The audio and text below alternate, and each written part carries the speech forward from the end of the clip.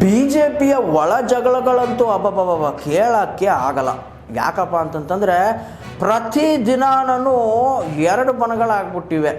ಯಡಿಯೂರಪ್ಪನವ್ರ ಮಗಂದು ಅಂದರೆ ಸುಪುತ್ರಂದು ಒಂದು ಬಣ, ಯತ್ನಾಳ್ ಅವ್ರದ್ದೊಂದು ಬಣ. ಯತ್ನಾಳ್ ಬಣದ ಏನಂತೀರ ನೀವು, ಇನ್ನೊಂದು ನೊಗದ ಎತ್ತು ಅಂತ ಕರೀತಿದ್ದಾರೆ. ಅವರೇ ರಮೇಶ್ ಜಾರಕಿಹೊಳಿ ಅವರು. ಅವರು ಏನಂತಾರೆ ನೀವು, ವಿಜಯೇಂದ್ರ ಅವ್ರ ವಿರುದ್ಧ ಅಂತೂ ಹಾಯ್ತಾನೆ ಇದ್ದಾರೆ. ಅವ್ರ ಮೇಲೆ ಕಿಡಿ ಕಾರ್ತಾನೆ ಇದ್ದಾರೆ. ಅದಕ್ಕೆ ಏನು ವಿಜಯೇಂದ್ರ ಅವ್ರು ಇದ್ದರೆ ನಿಜಕ್ಕೂ ಇವ್ರು ಎಲ್ರಿಗೂ ಕಷ್ಟ ಆಗುತ್ತಾ, ಏನಾಗುತ್ತೆ? ಕಮೆಂಟ್ ಬಾಕ್ಸ್ ನಿಮಗೋಸ್ಕರ ಫ್ರೀ ಆಯಿತಾ ವೀಕ್ಷಕರೇ, ಕಮೆಂಟ್ ಹಾಕೋದನ್ನು ಮರಿಬೇಡಿ. ಸೊ ಅದಕ್ಕಿಂತ ಮೊದಲು ರಮೇಶ್ ಜಾರಕಿಹೊಳಿ ಅವ್ರು ಏನು ಹೇಳಿದ್ದಾರೆ ಕೇಳ್ಕೊಂಡು ಬರೋಣ ಬನ್ನಿ. ಮೊದಲಾಗಿ ವಿಜಯೇಂದ್ರ ಅವರಿಗೆ ಭಾಳಷ್ಟು ನಾವು ಮನವಿ ಮಾಡ್ಕೊಂಡೇವೆ. ನಮ್ಮದು ವೈಯಕ್ತಿಕ ಭಿನ್ನಾಭ ಇರ್ಬೋದು, ಆದರೆ ಭಾರತೀಯ ಜನತಾ ಪಾರ್ಟಿ ಅಧ್ಯಕ್ಷರ ನಂತರ ಗಂಭೀರವಾಗಿ ಕೆಲಸ ಮಾಡೋದು ಒಳ್ಳೆಯದು.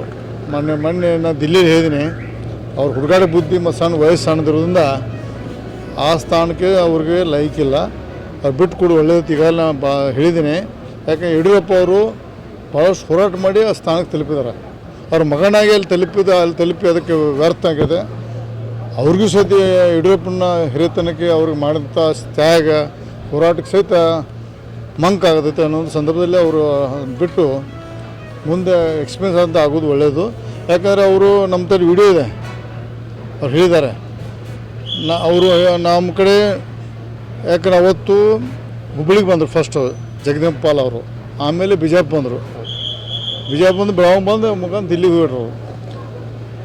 ಅವರು ಅಷ್ಟು ಬಿಜಾಪುರದಲ್ಲಿ ಅವ್ರು ಬೇಕಾದ ಕ್ಲಿಪ್ಪಿಂಗ್ ತೆಗೆದು ನೋಡ್ಬೋದು ನೀವು ಮೀಡಿಯಾದಲ್ಲಿ.